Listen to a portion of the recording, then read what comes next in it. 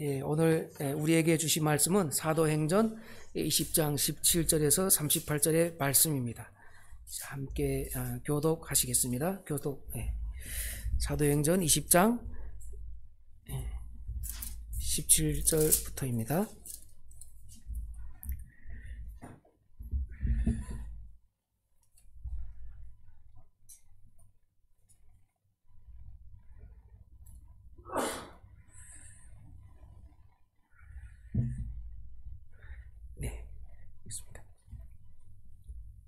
바울이 밀레도에서 사람을 에베소로 보내어 교회 장로들을 청하니 몸에 너에게 말하되 다시에 들어온 첫날부터 지금까지 내가 항상 너희 가운데서 어떻게 행한 것을 너희도 아는 바니 곧 모든 겸손과 눈물이며 유대인의 관계를 인하여 당한 시험을 참고 주를 섬긴 것과 유익한 것은 무엇인지 공중 앞에서나 각 집에서나 거리낌이 없이 너에게 전하여 가르치고 유대인과 헬라인들에게 하나님께 대한 회개와 우리 주 예수 그리스도께 대한 믿음을 증거한 것이라.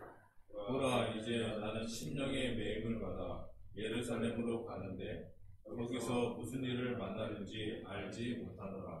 오직 성령이 각 성에서 내게 증거하여 결박과 환난이 나를 기다린다 하시나 나의 달려갈 길과 주 예수께 받은 사명 곧 하나님의 은혜의 복음 증거하는 일을 마치려 하면은 나의 생명을 조금도 귀한 것으로 여기지 아니하노라. 보라, 내가 너희 중에 왕래하며 하나님 나라를 전파하였으나 지금은 너희가 다 내 얼굴을 다시 보지 못할 줄 아노라.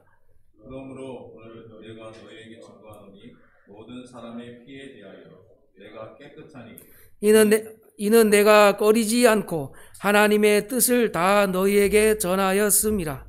너희는 자기를 위하여 또는 온 양떼를 위하여 삼가라. 성령이 저들 가운데 너희로 감독자를 삼고 하나님이 자기 피로 사신 교회를 지키게 하셨느니라. 내가 떠난 후에 흉악한 이리가 너희에게 들어와서 그 양떼를 아끼지 아니하며 또한 너희 중에서도 제자들을 끌어 자기를 쫓게 하려고 어그러진 말을 하는 사람들이 일어날 줄을 내가 아노니 그러므로 너희가 일깨어 내가 3년이나 밤낮 쉬지 않고 눈물로 각 사람을 훈계하였던 것을 기억하라. 지금 내가 너희를 주와 그 은혜의 말씀께 부탁하노니 그 말씀이 너희를 능히 든든히 세우사 거룩해 하심을 입은 모든 자 가운데 기업이 있게 하시리라. 내가 아무의 은이나 금이나 의복을 탐하지 아니하였고 너희 아는 바에 이 손으로 나와 내 동행들의 쓰는 것을 당하여 범사에 너희에게 모본을 보였나니 곧 이같이 수고하여 약한 사람들을 돕고 또 주 예수의 친히 말씀하신 바 주는 것이 받는 것보다 복이 있다 하심을 기억하여야 할지니라. 이 말을 한 후 무릎을 꿇고 저희 모든 사람과 함께 기도하니 다 크게 울며 바울의 목을 안고 입을 맞추고 다시 그 얼굴을 보지 못하리라 한 말을 인하여 더 근심하고 비에까지 그를 전송하니라. 아멘. 먼저 어린이 설교입니다.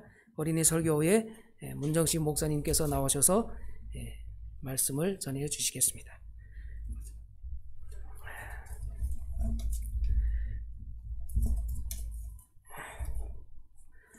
여러분, 오늘 눈이 많이 왔나요? 여러분들 계신 곳에? 저희는 오늘 많이 올 줄 알았는데 교회 근처에는 조금 하얀 것만 보이고 더 내리지 않습니다. 주변에서 눈이 오고 있는지 잘 모르겠네요. 혹시 겨울이 되면 이렇게 눈이 많이 올 뿐만 아니라 춥기도 하죠. 이제 내일이면 또 춥다고 합니다. 이 시기에 건조하기 때문에 주로 이제 또 어떤 일이 있냐면요, 건조하기 때문에 산에 산불이 자주 나기도 해요. 이렇게 산불이 자주 나기도 하는데 이거는 겨울이라면 평상시에 우리를 덮는 그러한 재난이 있다면 뭐가 있을까요? 그것은 바로 화재나 지진 같은 그러한 재난을 볼 수가 있습니다. 지진은 언제 우리에게 와서 우리를 덮칠지 모릅니다. 여러분 혹시 어린이집 다닐 때부터 소방 대피 훈련 같은 거 받으셨죠? 불이야 뭐 이렇게 하든지 아니면 지진 났을 때 뭐 책상에 숨으라든지 이런 것들을 선생님으로부터 교육을 받습니다.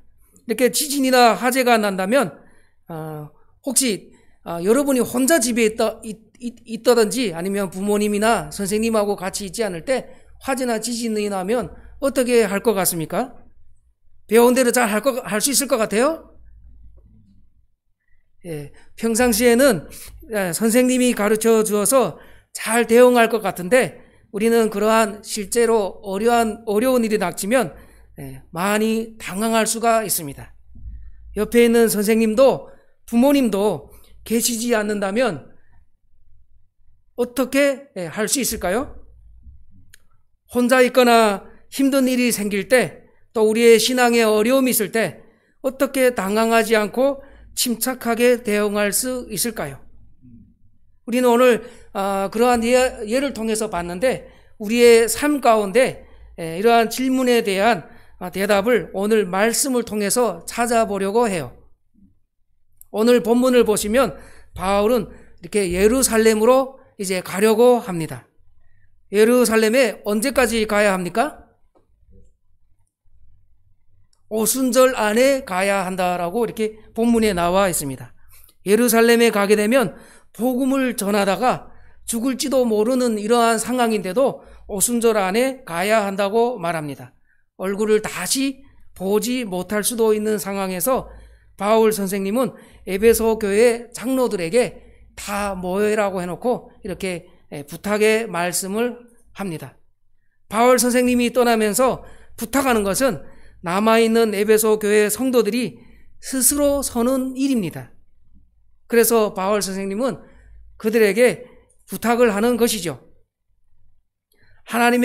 바울은 아시아에서 복음을 전할 때 하나님의 말씀을 하나도 빼지 않고 모든 것 전부 다 전했다라고 이렇게 오늘 본문에서 또 얘기합니다. 그리고 자기 자신과 교회를 그렇기 때문에 자기 자신과 바울이 떠남으로 인해서 너희가 교회를 잘 돌보라 이렇게 하고 그런 말을 남기고 떠나려고 합니다. 왜냐하면 오늘 본문에 보시면 사납고 흉악한 이리와 같은 나쁜 사람들이 나타나서 순한 양과 같은 여러분과 같은 그런 순한 양들을 유혹할 것이라고 합니다. 이렇게 나쁜 사람들이라는 것은 하나님의 믿는 것을 또 복음을 믿는 여러분들에 대해서 그것이 다 거짓말이라고 한다든지 아니면 다른 내용을 전하는 것이죠. 이렇게 사납고 흉악한 이리는 자신들을 따라오게 하고 결국 교회를 혼란스럽게 할 것입니다. 그래서 흉악한 이리와 같이 나쁜 사람에게 넘어가지 않으려면 기억할 것이 있다고 합니다. 그것은 바울이 눈물로 가르쳤던 것. 그것이 바로 무엇입니까? 그것이 좀 전에 말씀드렸던 바로 하나님의 말씀입니다. 그 말씀이 우리를 능히 든든히 세움을 기억하라고 부탁합니다. 이렇게 어려운 일이 있을 때 하나님의 말씀을 기억해라. 이랬을 때 나쁜 사람들이 나타나면 그것을 기억하고 당황하지 않고 그 말씀대로 대응할 수 있다라는 것입니다. 이렇게 바울은 떠나면서 에베소 교회의 장로들에게 자신과 교회가 스스로 서도록 이렇게 부탁을 했습니다. 그것은 바로 바울이 눈물로 가르쳤던 하나님의 말씀입니다. 하나님의 말씀이 흉악한 이리가 달려들어도 넘어지지 않고 능히 설 수 있게 하십니다. 때때로 우리는 어떤 상황을 만나면 어떻게 해야 될지 잘 모릅니다. 그리고 우리가 어려운 일이나 친구 관계에서나 학교에서 같이 이렇게 친구들하고 함께 있을 때 우리는 어떻게 해야 될지 잘 모르죠.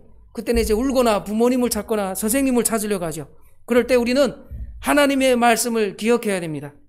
성경은 우리에게 이렇게 말합니다. 우리를 든든히 세우시는 하나님을 기억하라. 여러분 아시겠죠? 예, 우리를 든든히 세우시는 하나님을 기억하라. 하나님을 기억하시는 여러분이 되시길 바라겠습니다. 기도하겠습니다. 하나님 아버지, 평상시에 하나님의 말씀과 기도로 살지 않는다면 우리에게 어려움이 닥쳐왔을 때 어떻게 해야 될지 잘 모르고 또 우리의 생각과 우리의 방법대로 대응하려고 합니다. 하나님, 바울 선생님이 에베소 교회 장로들에게 모든 것을 다 전한 것을 눈물로 전했던 것을 오늘 말씀을 통해 배웠습니다. 하나님, 우리가 교회에 나와 신앙생활하면서 우리 교회 목사님에게 배운 것, 우리 부모님에게 배운 것, 그것이 바로 하나님의 말씀이며 우리가 가져야 될 신앙이기에 하나님, 우리의 삶 가운데 우리가 커서도 어떻게 살아가야 될까 생각할 때 하나님의 말씀이 우리를 세운다는 것을 기억하게 하는 우리가 되게 하나님 도와주시옵소서. 예수님 이름으로 기도드립니다. 아멘.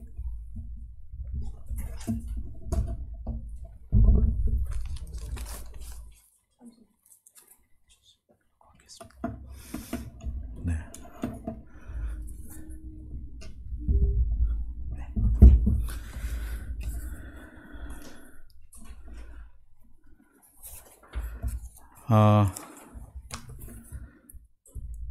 네, 오늘 눈이 와서 좀 전에 강사님도 말씀하셨지만 뭐 충분하진 않지만 한번 첫눈이 와서 우리의 마음이 훨씬 따뜻하고 이 눈처럼 또 하나님께서 저희 삶 가운데 은혜를 더 베풀어 주실 줄 믿습니다.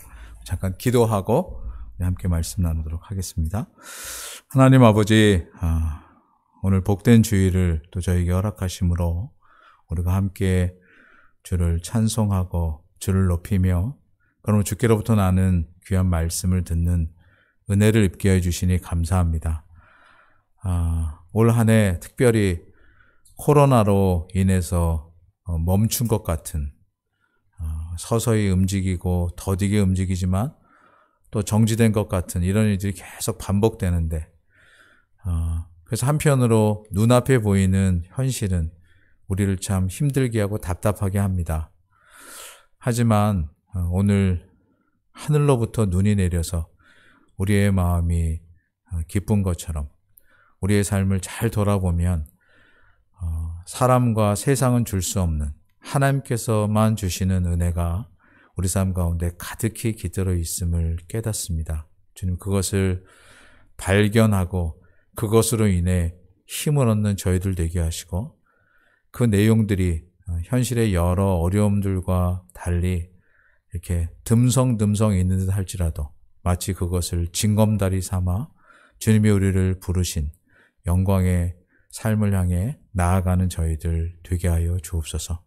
오늘도 주의 말씀을 듣습니다. 저희 마음 가운데 주의 말씀이 채워지는 은혜를 주심으로 일주일의 시간이지만 주일마다 들려진 말씀으로 힘을 얻는 저희들 되게 하여 주옵소서. 예수님의 이름으로 기도하옵나이다. 아멘.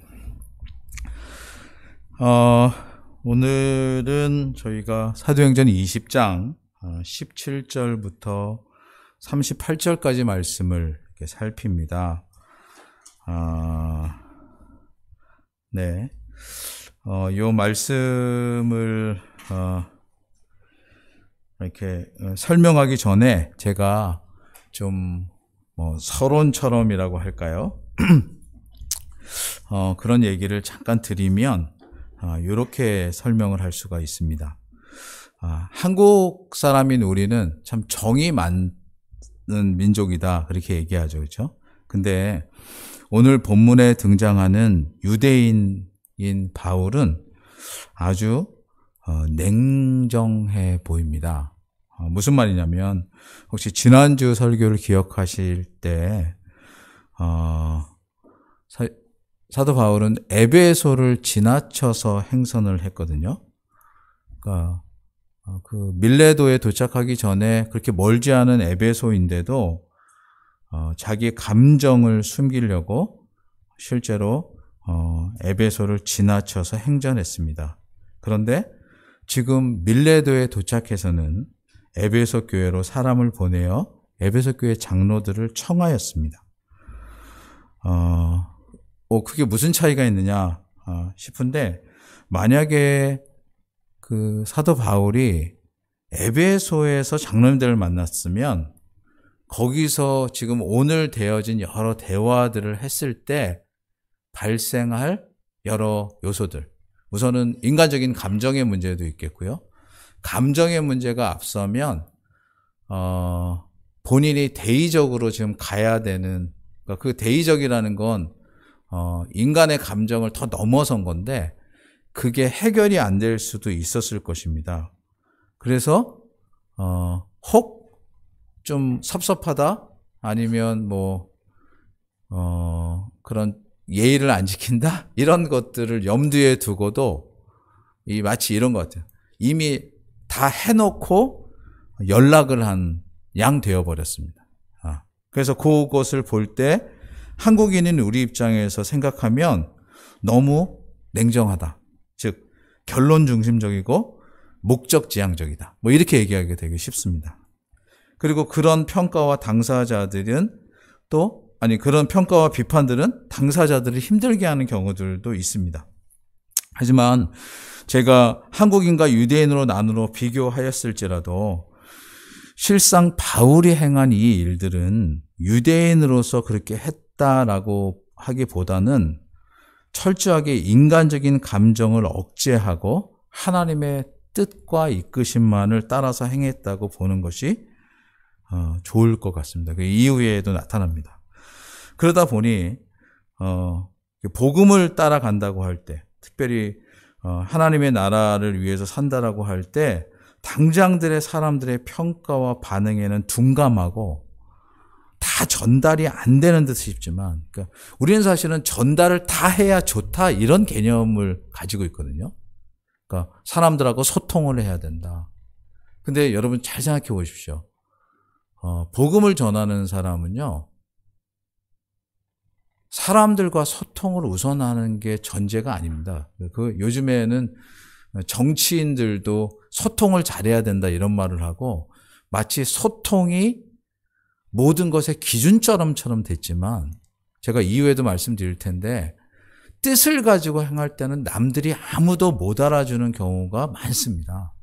근데 그때 소통을 앞세우면 사실은 배꼽이 배를 잡아먹는 양이 될 수도 있습니다. 지금 사도 바울에게서는 그가 행한 일이 하나님의 사람이라면 어떻게 살아야 될 것인가라는 좋은 모범이 되지, 그냥 사람들의 사람으로 그가 살았다, 이런 게 아닙니다.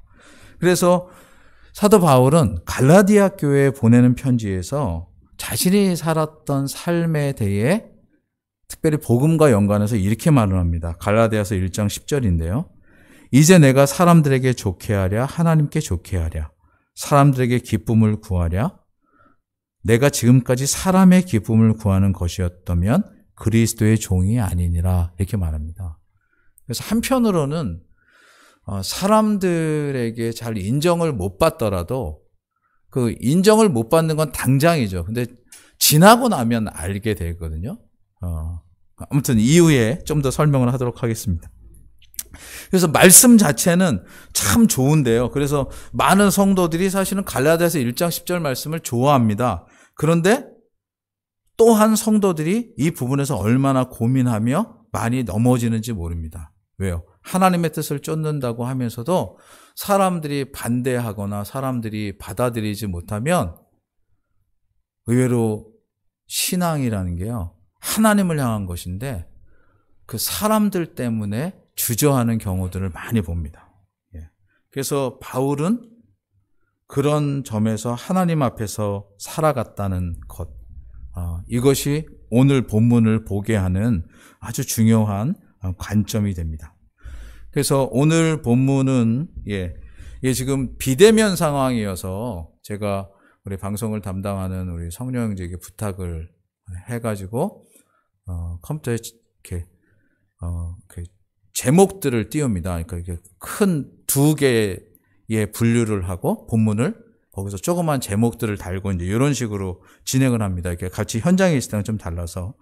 그래서 오늘 첫 번째 그 사도행전 20장 17절부터 38절까지의 본문 중에 첫 번째 단락은 이제 17절부터 보려고 합니다. 17절부터. 그래서 첫 번째 내용은 떠날 준비와 사역에 대한 자랑, 이런 제목으로 잡아 보았는데요. 첫 번째 떠날 준비, 그 첫 번째 중에 작은 첫 번째인 떠날 준비를 잠깐만 볼게요.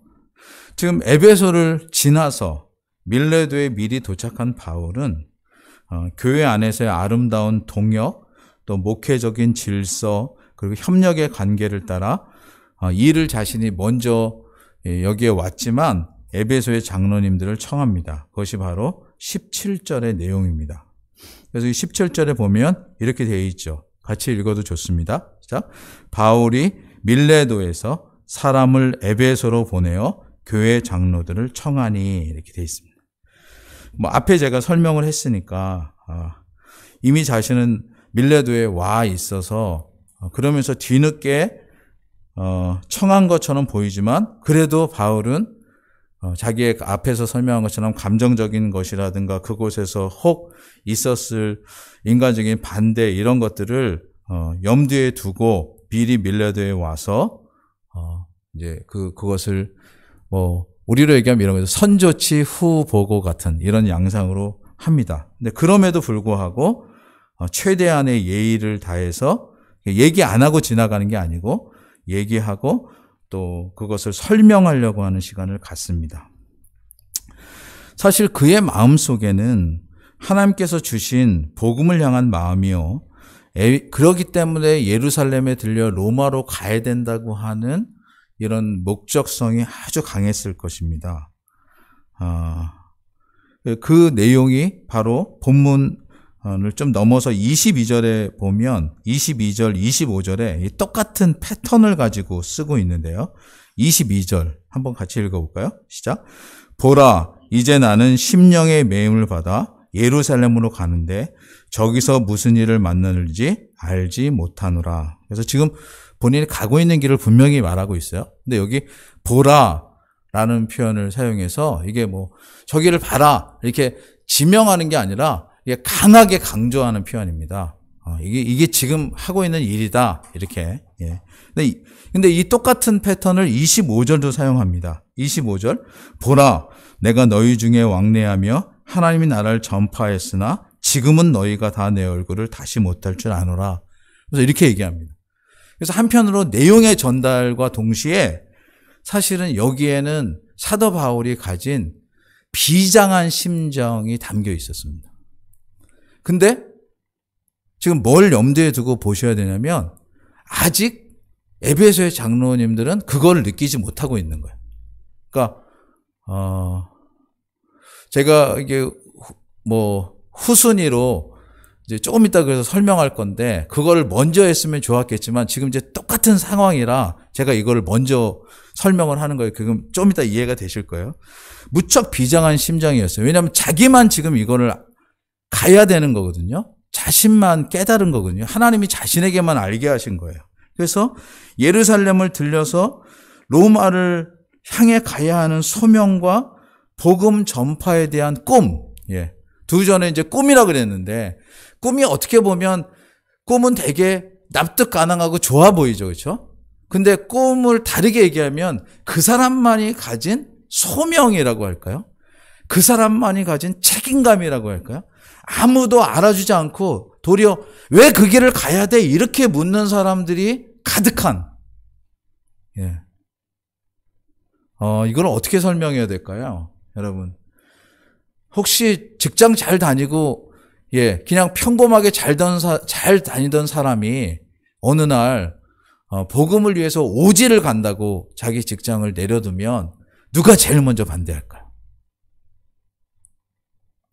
가족이 제일 먼저 반대. 맞습니다. 제가, 이건 흠이 아니라 정말 이렇게 주신 큰 격려 때문에 그랬는데요. 제가 그 공과대학을 다녔습니다. 뭐 물론 제 뜻은 아니었는데 그리고 졸업할 때쯤 돼서 말하자면 그때에 그 되게 공대 나온 사람들이 취직이 잘 됐습니다. 근데 제가 대학교 4학년 여름방학 때 교회 목사님이 신학교를 가라고 하셔서 신학교를 가게 됐어요. 그러니까 지금 졸업이 몇 달 안 남았어요. 그러니까 그 전까지 계속 그냥 전공 공부를 잘 하고 있었는데 근데 그렇게 됐을 때 제일 먼저 반대한 사람이 누구냐면요. 저랑 연애하고 있던 그 아가씨가 반대했어요. 자기와 그 길 중에 택하라는 이렇게. 그래서 그 연애하던 아가씨한테 제가 그렇게 얘기했죠. 난 미안하지만 하나님이 부르신 길을 포기할 수가 없다. 그래서 만약에 내가 너를 택하면 하나님께서 날 버리시겠지만 내가 하나님을 택하면 혹 너도 허락하실지 모르겠다. 내가 어떻게 그렇게 멋있는 말을 했는지 모르겠어요. 그래서 지금 결혼해서 같이 살고 있게 됐습니다. 예. 근데 그 당시에는 정말 막 반대했어요. 왜냐하면 너무 어렵고 힘든 길이다 이렇게 생각을 해서. 근데 네, 죄송합니다. 그래서 지금 사도 바울은 무척 비장한 심정이었고, 그래서 그 낯선 길을 가야 하는 그는 남들은 지금 다 파악하지 못하는 자신만의 그 어떤 그 심정에 가진 부담감, 하나님께서 자신을 부르셨는데 실제로 지금 자기가 익숙하던 그런 사역의 장이야 남들도 이해하겠지만 예루살렘을 거쳐서 로마를 가야 한다는, 적의 심장부에 가야 한다는 이거는 듣는 사람들에게도 부담이었고 사실은 그걸 말하는 자신에게도 큰 부담이 있었을 거거든요. 예. 그래서 그렇기 때문에 만약에 지금 에베소에서 그것을 얘기했다면 에베소 장로들이 말렸을 거라는 걸 그는 생각을 했을 것이고, 그렇기 때문에 지금 밀레도에 와서 사실 에베소에 있는 장로님들을 청해서 여기서 지금 그 얘기를 하고 있는 거예요. 그래서 마음속에는 뭐냐면 그 책임과 부담을 모두 자기가 짊어지겠다는 심정으로 바울은 비장한 마음을 가지고 에베소의 장로님들을 기다리고 있었던 것이죠. 그래서 요거를 풀이하면 이렇게 합니다. 과정과 내용들은 존중하되 그러나 혹 있을지 모르는 그 이해의 부족, 그다음에 그것에 대한 공감대, 아까 얘기한 소통, 여기에 한계를 조금 후순위로 두는 방식으로 지금 하고 있는 거예요. 그래서 17절의 분위기가 그래요. 아니, 목사님 뭐 별로 중요하지 않은 건데 그렇게 애써서 아니 이걸 알아야 사실은 그 다음이 이렇게 풀리거든요. 왜 굳이 에베소에 가서 설명하면 되지. 사실 밀레도랑 에베소는 말하자면 거리로 뭐 정확한 거리는 아니지만 여기서 뭐 수원 정도 된다고 할까? 아니면 그것보다도 더 가까운, 그렇게 멀지 않은 거리인데, 예, 그 거리 안에서의 갖는 물리적 거리를 넘어선 심리적인 어떤 요소들이 여기 안에 담겨 있었기 때문에 지금 장로님들을 밀레도로 청한 것입니다. 그렇게 해서 두 번째 이제 사역을 자랑한다고 하는 작은 내용인데요. 이렇게 해서 에베소의 장로님들이 밀레도에 왔습니다. 그래서 그분들에게 말하는 내용이 이제 18절부터 21절까지 담겨 있습니다. 같이 읽겠습니다. 시작. 오매 저희에게 말하되 아시아에 들어온 첫날부터 지금까지 내가 항상 너희 가운데서 어떻게 행한 것을 너희도 아는 바니 곧 모든 겸손과 눈물이며 유대인의 간계를 인하여 당한 시험을 참고 주를 섬긴 것과 유익한 것은 무엇이든지 공중 앞에서나 각 집에서나 거리낌이 없이 너희에게 전하여 가르치고 유대인과 헬라인들에게 하나님께 대한 회개와 우리 주 예수 그리스도께 대한 믿음을 증거한 것이라. 아멘. 여러분 이렇게 그냥 이렇게 들으시거나 아니면 지금 이제 예배 중에 이렇게 들으면 참 은혜스러운 말이구나. 사도 바울이 이렇게 사역을 했구나 이렇게 듣겠지만요. 조금 꼼꼼히 요 말을 잘 살펴보면 약간 거스르는 내용들이 좀 있습니다. 이전에 사도 바울이 했던 말투와 조금 다릅니다. 즉 사도 바울은 자신이 과거에 뭘 했는지를 다소 성과를 자랑하는 투의 말을 합니다. 지금. 그러니까 정확하게 자랑이다 그러면 자랑은 아니에요. 그런데 약간 말하는데 나는 이렇게 했었다 이런 식으로 말을 해요. 그래서 제가 꼼꼼히 살펴보면 다소 그 자기 일을 감추는 그런 스타일인데 사도 바울이 지금은 자기가 한 일을 다 얘기를 하고 특별히 뭐 내가 무척이나 뭐 겸손하고 눈물을 흘리며 기도를 했다든가 아니면 유익이 되는 일은 내가 무엇이든지 했다든가 이런 표현을 사용해요. 그래서 다소 말투가 달라요. 그래서 이전에는 그렇게 하지 않았던 바울인데 왜 여기서는 이렇게 얘기할까 싶은 모습이 있습니다.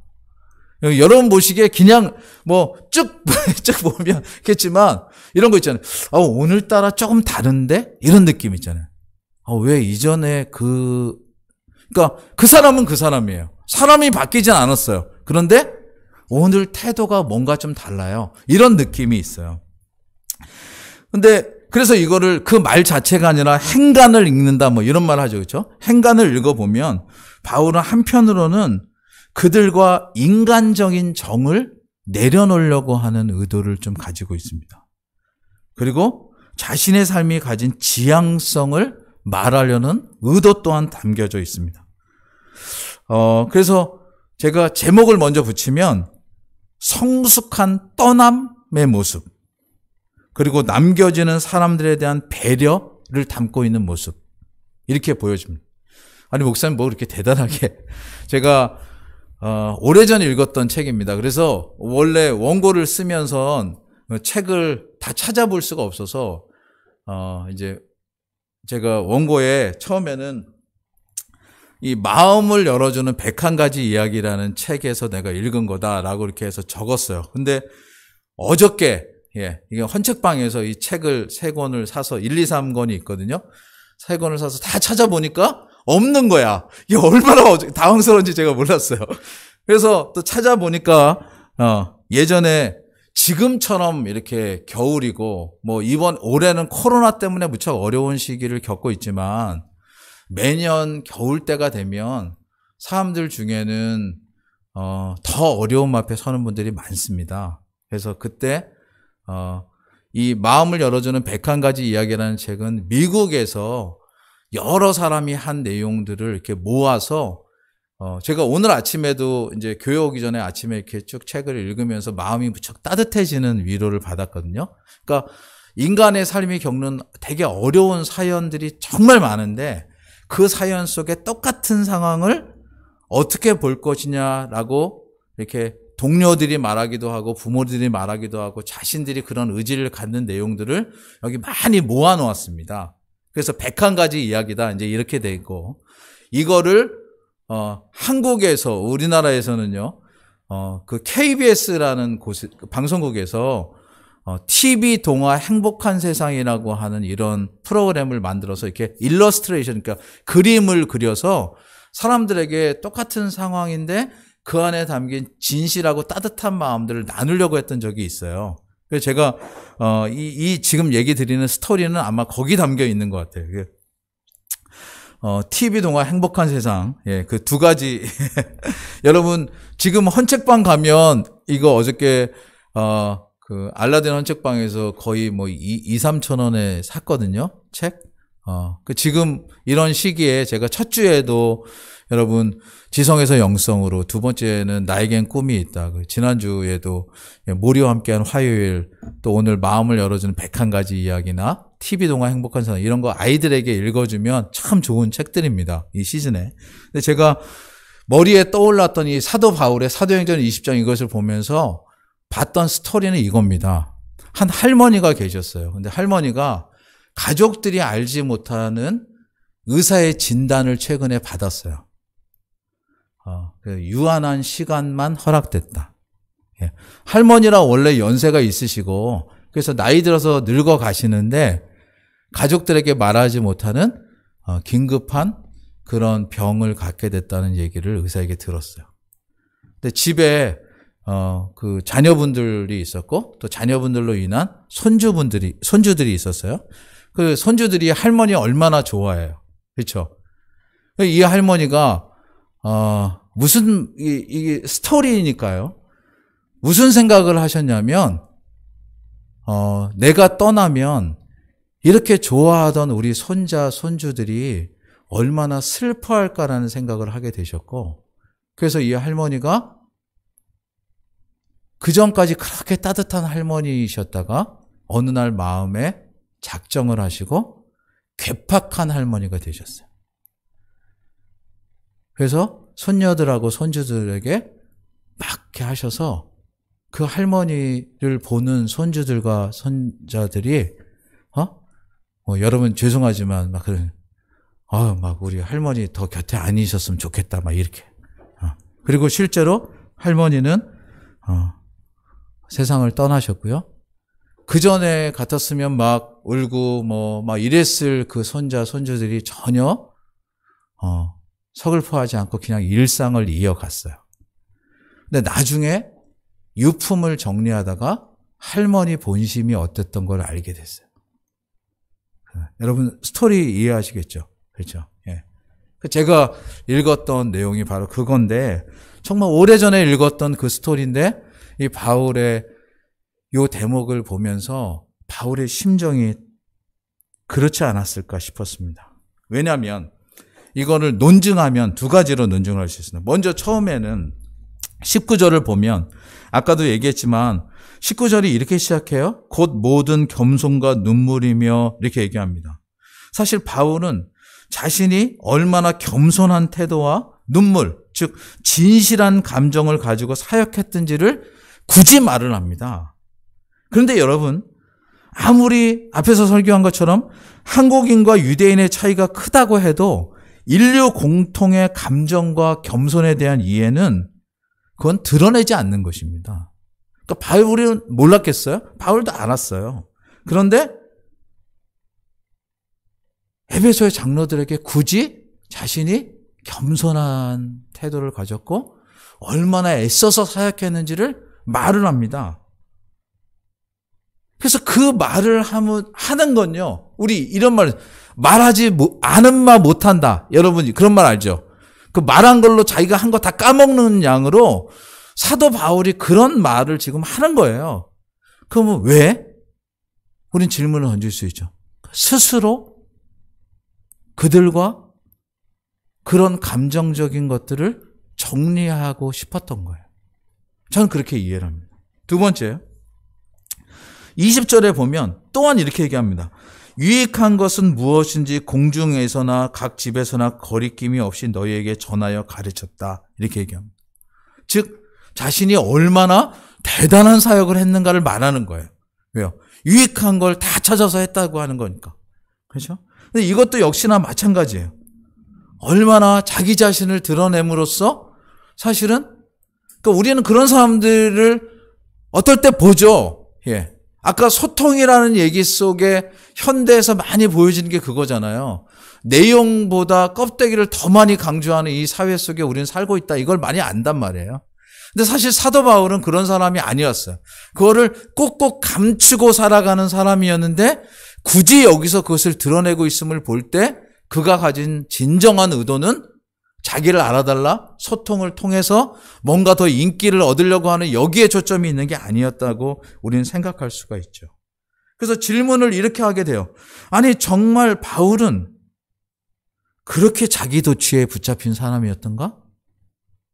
그렇게 정말 자기 일을 지금 떠버리고 드러냄으로써 나 이제 떠나니까 여러분 나 귀하게 여겨라 이런 아니에요. 바울은 지금 에베소 장로들에게 진짜 하고 싶은 말이 있었어요. 그게 앞에서 쭉 건너뛰어서 32절, 여러분 32절을 한번 같이 읽어보시죠. 읽겠습니다. 시작. 지금 내가 너희를 주와 및 그 은혜의 말씀께 부탁하노니 그 말씀이 너희를 능히 든든히 세우사 거룩해 하심을 입은 모든 자 가운데 기업이 있게 하시리라. 아멘. 사도 바울은요, 이제 장로들이 더 이상 자신을 의지하지 않기를 바랬습니다. 아니, 이 표현도 조금 바꿔. 더 이상이라고 하면, 그러니까 이제 자신에게로부터 난 무엇이 아니라 정말 이제까지도 하나님이 하셨고 이후로도 하나님이 하실 것이라는 그 주와 주의 은혜의 말씀만에 집중하기를 바랬던 것이에요. 그러니 자신이 떠난 후에 과거의 사역으로 인한 인간적인 연민과 어떠한 미련조차도 남기지 않으려는 그의 진심이 여기 담겨 있는 것입니다. 그러니까 진심을 못 보면 아유 그 똑같아. 다 인간이라는 게 이렇게 얘기하지만 사실은 사도 바울은 물론 인간이었죠. 똑같은 본성을 가지고 있었죠. 그런데 그 마음에 하나님을 향한 하나님으로부터 나는 은혜가 있었던 사람입니다. 그리고 이미 우리가 에베소서를 통해서나 아니면 디모데 전후서를 살폈던 것처럼 바울은 자신이 에베소를 떠난 후에 에베소에 그 교회를 맡아야 될 나이 어린 디모데를 남겨두었습니다. 그래서 도리어 디모데를 통해서 하나님께서 하시는 일을 보는, 그러니까 즉 교회는 언제고 사람에 대한 것이 아니고 나이가 어리든 어떻든 주의 진리가 드러나서 교회가 서가는 것을 보고자 하는 일을 사도 바울은 소망했던 것이고, 그러기에 에베소 장로들에게 자신에 대한 관심과 의지를 떠나 도리어 디모데를 더더욱 지도자로 섬기고 그와 함께 주의 말씀을 따라 교회를 서가기를 소망하는 일이 가득했기 때문입니다. 그래서 이게 21절까지 첫 단락입니다. 이제 두 번째 단락을 보려고 합니다. 이제 두 번째 단락을 이렇게 에베소 교회 장로들이 함께 할 때 이 장로님들에게 자신이 가려는 길을 설명을 합니다. 이게 32절로 마지막 절까지 내용인데요. 첫 번째는요, 자신이 가려는 길이 어떻다를 얘기하는데 그 자신이 가려는 길이 예측 불가능한 길이다라고 하는 것을 말합니다. 그러니까 보장되지 않은 길이다. 그리고 두 번째는요, 그렇기 때문에 장로님들에게 권면을 합니다. 교회 성도들과 지도자들은 어떻게 해야 되는가. 이게 이 안에 담겨있는 구조입니다. 자, 그러므로 이제 22절 이하의 두 번째 단락에서 예측 불가능한 길을 가려는 바울이 이제 첫 번째 전하는 내용이 이것입니다. 22절부터 24절까지 말씀인데 우리 지난주에도 이것을 인용해서 사실은 살폈는데요. 한번 같이 읽어보겠습니다. 22절부터 24절 시작. 보라, 이제 나는 심령의 매임을 받아 예루살렘으로 가는데 저기서 무슨 일을 만나는지 알지 못하노라. 오직 성령이 각 성에서 내게 증거하여 결박과 환난이 나를 기다린다 하시나 나의 달려갈 길과 주 예수께 받은 사명 곧 하나님의 은혜의 복음 증거하는 일을 마치려 하면은 나의 생명을 조금도 귀한 것으로 여기지 아니하노라. 아멘. 그렇습니다. 이제 그렇게 인간적인 부분들을 이렇게 해놓고 사도 바울은 관심을 어디로 돌리냐면 인간 바울에서 창조주 하나님의 역사와 그분의 인도하심으로 방향을 돌립니다. 정말 사적인데요. 많은 경우 사람들이 무슨 일을 하면서 그 관심을 자기에게 돌리게 하는 경우가 많이 있습니다. 그것은 앞에서 얘기한 것처럼 소통, 또 아니면 사람들의 인기, 그래서 그것으로 인한 어떤 것을 지향하는 사람들이 가진 늘 방법이에요. 그리고 그 주제예요. 그런데 특별히 복음을 위해서 사는 사람, 하나님의 부르심을 입어서 사는 사람들은 언제고 잊지 말아야 될 것이 뭐냐면 우리의 존재는 우리를 위해서 있는 것이 아니라 하나님을 위해서 있다는. 사도 바울은 이제 그것을 선명하게 보여줍니다. 그러면서 여기 이 표현이 이러죠. 저기서 무슨 일을 만나는지 알지 못하노라. 자기가 지금 가는데 무슨 일을 알지 못하는 길을 간다는 거예요. 여러분, 이 대목에서 한번 생각해 보세요. 어느 사람이 보장되지 않고 예측 불가능한 길을 가려고 할까요? 사실은 이 시대에 특별히 이 시대만 아니에요. 언제고 인간이 사는 데는요. 인간들에게 달콤한 얘기는 뭐냐면 나중을 보장해 줍니다. 이런 거예요. 예. 그렇죠. 사람들이 그래서 다 몰려가는 게 그거예요. 건강이 보장된다. 이후가 보장된다. 그래서 여러분 저축을 하는 것도 그렇고 연금을 내는 것도 그렇고 보험을 내는 것도 다 그런 것과 관련된 거죠. 그렇죠. 어떤 사람들을 쫓아다니는 것도 마찬가지예요. 저 사람을 쫓아가면 뭔가가 보장될 것이라는 게 있는 거 아니에요. 그렇죠? 인간은 대부분 그 보장된 길을 쫓아가려고 하는데 사도 바울은 지금 전혀 다른 길을 가겠다고 해요. 그렇다면 여러분 보장되지 않고 예측되지 않은 길을 가는 경우들이 있어요. 여러분 그 길을 가라고 제가 설명하는 게 아니고 그런 경우가 있는데 부정적인 경우가 3가지가 있고요. 그러니까 이건 진짜 있어서는 안 될 부정적인 경우예요. 정말 생각지 못한 일이 벌어지는 경우가 있어서 근데 사람들이 그 길을 가기도 해요. 그러니까 그게 인간이 걸어간 길들이에요. 또 3가지가 긍정적인 경우인데 이거는 사람들이 인간의 이해를 넘어설 만한 일이어서 따라가는 경우가 3가지가 있어요. 그 예측이 안 되고 보장되지 않는 길을 걸어가는 경우가 이렇게 6가지 정도 생각을 하는데 제가 그냥 간단하게씩 얘기할게요. 내가 생각한 것과 다르게 살아가는 부정적인 예를 첫 번째 얘기하면요. 어떤 강압이나 억지에 의해서 그 길을 끌려갈 때예요. 우리 알잖아요. 독재, 부당한 인권, 아니면 공권력에 의해서 갑자기 끌려가서 여러분 예전에 군대 끌려가거나 어디로 끌려가거나 이런 경우 있잖아요. 그게 인간사에 있어요. 전혀 예상하지 못했는데 갑자기 뭔가에 휘말려서 이렇게 간 경우가 있어요. 두 번째는요. 부정적인 두 번째 예는요. 어떤 약물이나 환각적인 효과에 의한 충동에 의해서 그런 경우가 있어요. 자신의 의지와는 관계없이 행동하는 일인데요. 절대 해서는 안 되는 일이에요. 그게 뭐냐면 독성 있는 환각제들을 사용하거나 아니면 음주운전 같은 이런. 그래서 죽음이 왔다 갔다 하고 실제로 자기만 피해를 입는 게 아니라 상대방을 피해 입히는 지금 그런 일 너무 많잖아요. 그렇죠? 이것도 예측 불가능한 어떤 상황이 일어난 거예요. 또 3번째, 내적이고 정신적인 충동에 의한 경우가 그래요.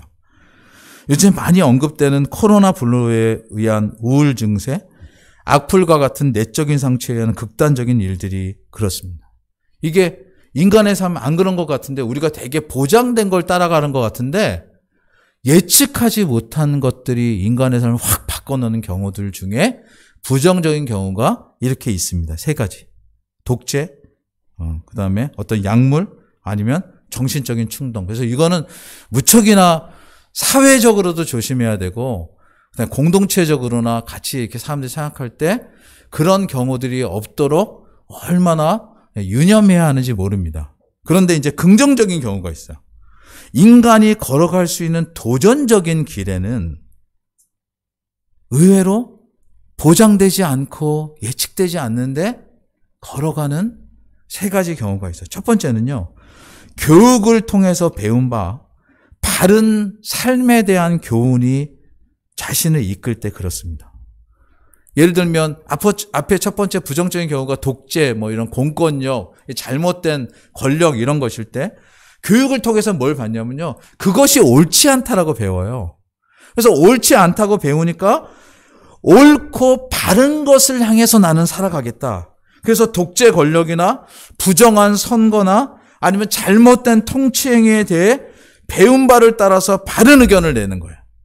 그래서 독재에 항거하다가 실제로 안타까운 일을 겪건가.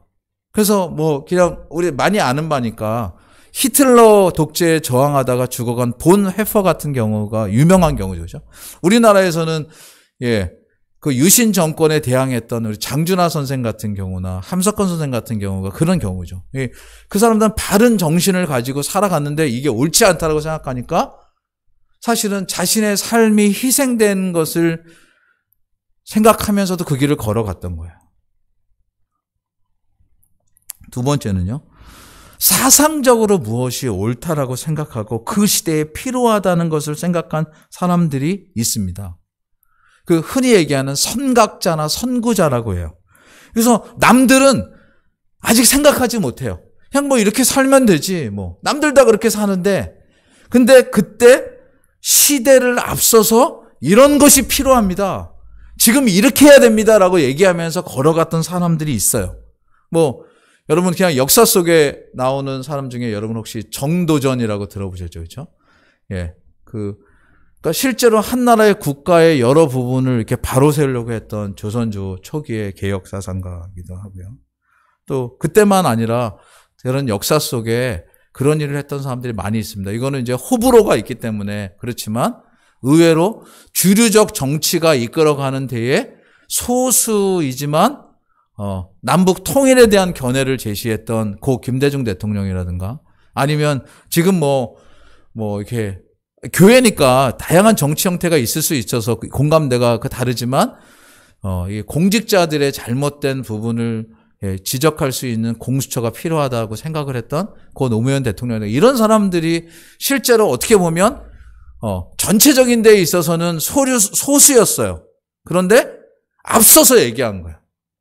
그래서 얼마 전에 제가 그 모난 돌이 정 맞는다고 실제로 그 노무현 대통령의 어머님은 너 그렇게 살지 마라. 너무 인생이 힘들다.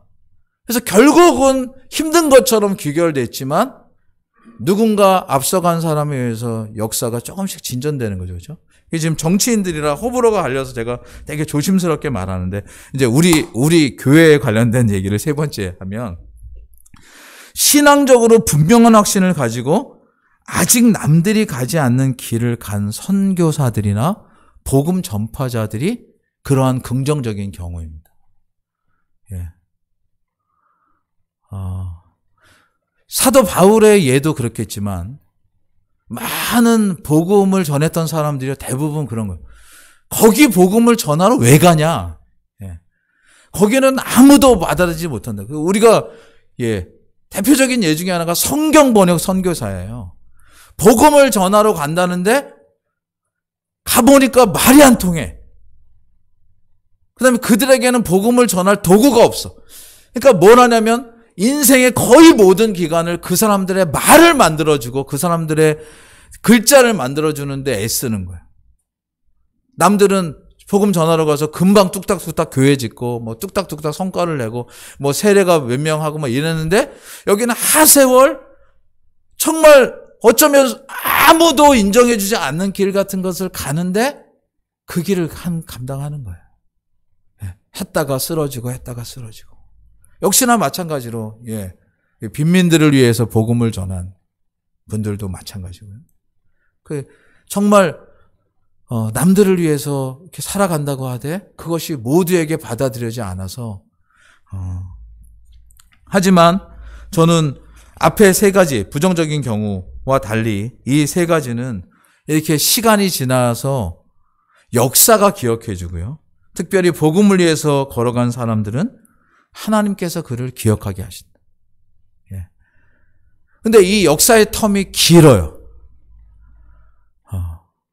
그걸 기억하는 길이가 보상의 길이가 너무 길어요. 그러니까 많은 사람들이 가지를 못하는 거예요. 그리고 두려워해. 앞에서 제가 제 개인적인 얘기했듯이, 그러면 제가 그런 얘기를 할 때 저와 교제하고 있던 그 아가씨가, 그 자매가 크리스찬이 아니었느냐면 아니에요.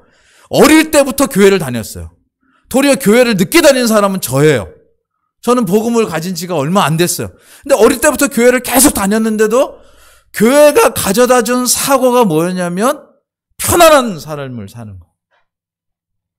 목회도 편안하게 해야 되고 교회도 크고 안정돼야 되고 그래서 고생하고 수고하고 이 일개 복음에 참된 정신임에도 불구하고 그렇지 않고 그냥 일반적이어야 돼요.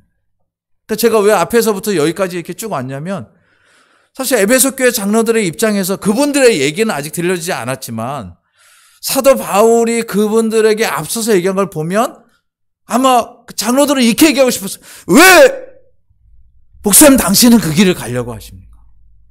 굳이 왜 어려운 길을 가려고 하십니까? 그렇잖아요. 우리랑 같이 있어도 되는데. 이제 여기 많이 복음이 전파되는데 왜 굳이 로마를 가야 되느냐? 이렇게 얘기할 수 있었던 거예요. 하지만 바울은 그리스도를 영접한 후에도 그렇게 살았고 지금도 역시나 그러한 삶을 계속 살고자 하는데 이 대목에서 꼭 생각할 게 이거예요. 인간이 나이를 먹으면요. 이 본성상 계속 안정을 추구하고 싶어 합니다. 근데 사도 바울은 지금 뭐와 싸우냐면 자기 자신과 싸우고 실제로 그런 인간의 본성과 싸우고 이렇게 외면적으로 보여지려고 하는 어떤 그런 인간 안에 담긴 그것을 넘어서 복음 자체가 주는 진정한 능력이 뭔가를 누리려고 하고 있는 거예요. 그래서 여기 아까 우리 읽었는데 22절에 보라 이제 나는 심령의 매임을 받아 예루살렘을 가는데 저기서 무슨 일을 만날는지 알지 못하노라 이렇게 얘기합니다. 여러분은 어떻게 생각하실지 모르겠어요. 근데 이미 충분한 경력이 있고 충분한 캐리어가 있는 사람이 이렇게 말하는 데 대해서 아마 일반적인 개념에서는 지금 무슨 소리 하는 거야? 아직도 철이 안 들었어? 이렇게 얘기하고 쉬운 게 이게 분위기입니다. 근데 이런 길을 가면서 사도 바울은 지금 무슨 모습을 보여주냐면 막연한데 너무나 당당해요. 그렇죠? 막연한 길을 걸어가고 예측 불가능한 길을 걸어가고 아무것도 보장되는 길을 걸어가는데 너무 당당해. 그러니까 그게 압도하는 거예요. 불안한데 전혀 두려워하지 않아.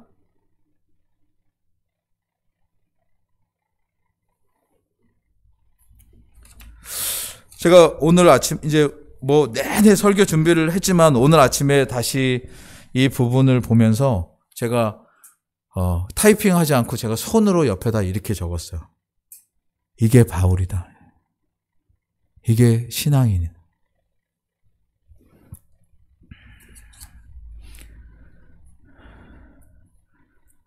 그러게 사도 바울은 이제 장로님들에게 세 가지 내용을 권합니다. 그게 25절 이하의 내용인데요. 자신은 그렇게 가야 할 길을 분명하게 생각하였기 때문에 이제 남은 사람들을, 특별히 교회의 지도자로 서 있는 장로님들에게 세 가지의 권면을 덧붙입니다. 제가 풀어서 설명하겠지만 세 가지가 이것입니다. 앞으로 사람을 의지하지 말 것, 그리고 스스로 설 것. 두 번째, 스스로 서려면 영적으로 더욱 깨어서 전투할 능력을 갖출 것. 세 번째, 이제 사람에 대한 태도가 아닌 주를 향한 심정으로 살아갈 것. 이것을 말합니다. 자, 조금씩 풀어서 설명해 보겠습니다. 첫 번째, 앞으로는 누군가를 의지하지 말고 스스로 설 것이라고 하는 대목에서 이 25절부터 27절까지 내용이 바로 이렇게 설명하고 있습니다. 25절로 27절 같이 읽습니다. 시작. 보라, 내가 너희 중에 왕래하며 하나님의 나라를 전파하였으나 지금은 너희가 다 내 얼굴을 다시 보지 못할 줄 아노라. 그러므로 오늘 너희에게 증거하노니 모든 사람의 피에 대하여 내가 깨끗하니 이는 내가 거리지 않고 하나님의 뜻을 다 너희에게 전하였음이라. 아멘. 사도 바울이 에베소 교회 장로님들에게 가장 먼저 강조한 내용이 바로 이것입니다. 앞으로 누군가를 의지하지 말고 스스로 서십시오. 물론 처음에 혼자 서려고 하면 망망한 대회를 마주한 것 같은 막연함이 가득할 것입니다. 제가 굳이 얘기 안 드리겠습니다. 우리는 많은 경우 이렇게 좀 안정되고 보장된 것들이 좋다 이렇게 선망하잖아요, 그죠? 근데 죄송합니다만 제 친구 중에 우리나라에서 나름대로 가장 유명하다는 그 대기업에 있다가 그만두고 혼자 사업을 시작했던 친구가 있습니다. 그 친구가 들려준 말이 문득 생각났어요. 예전에는 그 이름이 자기를 뒷받침해줬는데 혼자 서다 보니까 망망한 사막 앞에 서 있는 것 같더라. 들판 앞에. 예, 맞아요. 그래서 다 사람들은 보장된 것, 안정된 것. 그래서 그 안에서 주는 정말 내가 버티기 힘든 어떤 요구들이 있어도 그 보장되고 안정된 것을 찾으려고 사실은 그것을 거절하지 못하고 있는 거예요. 하지만 교회, 특별히 하나님을 믿는 곳, 이곳에선 특별히 교회를 리더하는 리더들이 생각해야 될 것이 뭐냐면 아니다. 교회는 사람의 것이 아니고 교회는 하나님이 주관하시는 거예요. 그러니까 누군가를 의지하지 말고 하나님 앞에서 서야 되는 거예요. 그래서 처음에는 혼자 서려고 할 때 정말 막연함이 가득하겠지만 그때 뒤돌아서면 다시는 혼자 못 섭니다.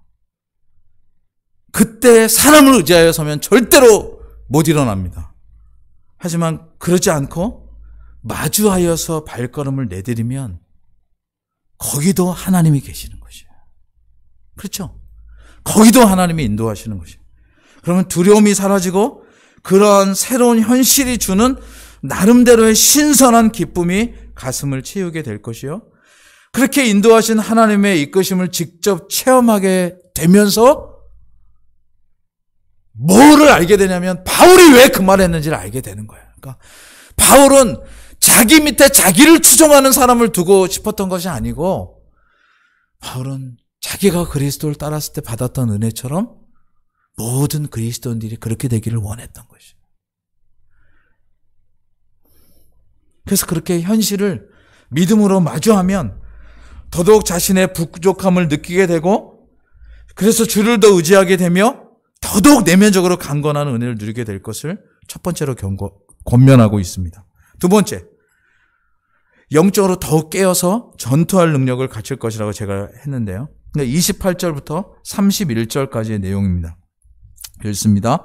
너희는 자기를 위하여 또는 온 양떼를 위하여 삼가나 성령이 저들 가운데 너희로 감독자를 삼고 하나님이 자기 피로 사신 교회를 치게 하셨느니라. 내가 떠난 후에 흉악한 이리가 너희에게 들어와서 그 양떼를 아끼지 아니하며 또한 너희 중에서도 제자들을 끌어 자기를 쫓게 하려고 어그러진 말을 하는 사람들이 일어날 줄을 내가 아노니 그러므로 너희가 일깨워 내가 3년이나 밤낮 쉬지 않고 눈물로 각 사람을 훈계하던 것을 기억하라 말합니다. 실로 전투할 능력은요, 자기 자신만을 위한 것이 아니고 자기 자신 그리고 그 다음에 나가서 공동체를 위한 것입니다. 특별히 여기 지금 장로님들한테 얘기하는 거겠죠. 장로들은 무슨 생각하냐면 나 하나의 믿음을 생각하는 게 아니라 내게 맡기신 공동체를 어떻게 이끌 것이냐. 이거는 일례로요. 여러분 결혼을 하면 처음에는 부부만 생각합니다. 그렇죠? 결혼하면 그래서 남자는 아내를 생각하고요. 아내는 남편을 생각합니다. 그런데 특별히 결혼을 하면 남자가 그저 남편만 아니라 또 하나 더 중요한 역할을 맡게 되면 뭐냐면 가장을 맡게 됩니다. 그래서 우리 집을 내가 책임지는 거예요. 그 여인만 책임지는 게 아니라 우리 집을 책임지는 거예요. 그래서 자녀가 태어나면 자녀와 가족 전체를 우리는 흔히 먹여 살린다만 생각하는데 그건 아주 그냥 일반적인 의미고요. 우리 가족이 어떻게 어떤 방향으로 살아가는가를 제시하는 사람이 누구냐면 그게 가장이에요. 가장은 밥만 먹이는 사람이 아니고요. 밥 먹고 사는 그 시간 속에 채워지는 내용을 정립하는 사람이에요. 그리고 그 길, 그 자녀들의 삶, 그들이 뭘 배우고 어떤 지향을 가져야 되느냐. 그러니까 사회가 주는, 공교육이 주는 거는요, 일반적, 보편적 시민으로 살아가는 내용인데 그 내용을 채우는 진짜 알맹이는 가족 안에서, 가정을 통해서 형성되는 거예요. 그래서 더더욱 디모데전서에 사실은 사도 바울이 그렇게 가장들을 중요하게 남자들이 도처에서 손을 들고 기도해야 된다고 얘기했던 이유엔 거기에 있어. 근데 더 나아가 여러분 결혼을 하면 남편이 되지만 가장이 되고 가장이 되면 그 다음에 뭐가 돼요? 내 가족. 우리 부모들이 연세가 들어서 나이가 들었을 때 우리 가족을 이끌어가는 또 다른 책임이 되고요. 가족은 가문으로, 가문은 사회로, 사회는 국가로 연결이 되는 거예요. 그래서 항상 장로들은 뭐냐면 자녀와 가족들을 잘 다스리는 사람이어야 된다는 전제하에 있고, 이 사회도 마찬가지죠. 그런데 여기 지금 뭐까지 그럼 갖춰야 돼요? 남편이 결혼했는데, 그리고 가장으로 살아가는데 외부에서 들어오는 어떤 적이나 그 문제 앞에 누가 와서 도와주세요, 이렇게 하는 방법이 아니고 그것을 막아낼. 그래서 여기 지금 29절에 내가 떠난 후에 흉악한 이리가 너에게 들어와서 라고 할 때, 그런 위험, 이 흉악한 이리가 진짜 살아있는 이리만을 의미하겠어요? 아니에요. 영적인 온갖 어려움. 그때 장로들이 해야 되는 게 뭐냐면 지켜내는 거예요. 누구를 지켜내? 교회를 지켜내고 성도들을 지켜내고 전체를 책임지는, 그러려면 얼마나 많은 수고와 자기 수련과 그 알맹이를 채우는 시간이 필요하겠어요. 지금 그 얘기를 하는 거예요. 세 번째, 사람에 대한 태도가 아닌 주를 향한 심령으로 살아갈 것을 권면합니다. 그게 32절부터 35절까지 내용인데요. 제가 32절과 35절만 좀 같이 읽었으면 좋겠습니다. 32절, 35절 같이 읽습니다. 시작. 지금 내가 너희를 주와 및 그 은혜의 말씀께 부탁하노니 그 말씀이 너희를 능히 든든히 세우사 거룩해 하심을 입은 모든 자들 가운데 기업이 있게 하시리라. 35절. 범사에 너희에게 모본을 보였나니 곧 이같이 수고하여 약한 사람들을 돕고 또 주 예수의 친히 말씀하신 바 주는 것이 받는 것보다 복이 있다 하심을 기억하여야 할지니라. 그렇습니다. 이 마지막 권면은요, 주께서 도우실 것이라는 말씀을 지금 하고 있어요. 주께서 도우실 것이다. 왜냐하면 사도 바울이 지금 맡긴다 그랬으니까, 그러면 주님께서 도우실 것이다. 아마 이 세상에서 가장 큰 확신은 누가 나한테 억만금을 준다 이게 아니고, 그건 사실은 그냥 공수표일 수도 있거든요. 그런데 가장 큰 확신은 하나님이 나와 함께 하신다고 하는 약속입니다. 이 세상에 사람은 우리를 떠날 수 있어도요, 주님은 우리를 떠나시지 않아요. 왜요? 우리가 주님보다 늦게 되었기 때문에 주님이 우리를 이 땅에 두셨고, 우리가 다 이 땅을 떠난 후에도 주님은 이 땅을 다스릴 것이고 온 우주와 천하 만물을 주관하실 것이기 때문에 선후 관계가 분명해요. 주님이 함께 하시는 약속보다 더 큰 건 없어요. 그래서 그 확신을 가진 자들은 다른 이들이 무엇을 가진 것, 눈에 드러나는 소유로 자기를 증명할지라도 이 약속을 가진 사람은 그것과 당장은 눈에 보이지 않아도 내적인 확신과 담대함과 그런 충만함이 그 영혼을 덮을 때 나중에는 이 전화위복이 돼요. 돈을 가진 사람, 여러분 혹시 죄송하지만 버킷리스트라는 영화 보셨을 텐데, 돈을 가진 사람은요, 사실은 항상 소유라는 건 그 자신이 소유한 것 같지만 사실은 자신에게 소유되지 않는 게 소유예요. 그래서 그것을 쫓으려고 하는 게 인간의 본성인 거예요. 그런데 안에 소유가 아니라 존재가 있는 사람은요, 그 소유에 연연하지 않아요. 그리고 결국 소유를 가진 사람이 존재에 항상 딸려오게 돼 있어요. 지금 사도 바울은 자신이 그런 확신을 가졌고 그 확신의 근거는 하나님의 약속이기 때문에 앞에서 쭉 얘기한 바 보장되지 않은 길, 예측 불가능한 미래의 길을 호련히 당당히 걸어가는 능력을 보여줍니다. 그렇잖아요. 지금 장로들이 훨씬 많죠. 사도 바울은 한 명이죠. 그런데 자신 안에 담긴 하나님의 약속이 가득함을 설명하면서 자기가 그 길을 간다는 거예요. 여기서 앞에 시발점에 있었던 혹이나 에베소에서 만났다면 감정적인 것, 서운함, 떠나지 말라고 하는 붙잡는 이런 모든 인간적인 것들이 다 휘발하는 장면이 됩니다. 이것이 워낙 더 강력하니까 이것이 자신을 붙잡는 거예요. 그래서 결코 에베소 교회를 지금 맡고 있는 장로님들인데 우리 교회가 아니고 자기들만의 공동체가 아니라 즉 공교회, 하나님께서 내신 많은 교회들 중에 하나이며 동시에 우주적 교회임을 인식하게 하고 그러므로 그 속에 서서 그들이 살피는 교회가 되기를 원합니다. 여기 마지막 35절에 주는 것이 받는 것보다 복이 있다. 이거 저희가 푸른 역사 아카데미에 있을 때 이만열 장로님이 오셔서 하셨던 말씀이에요. 그 노인네가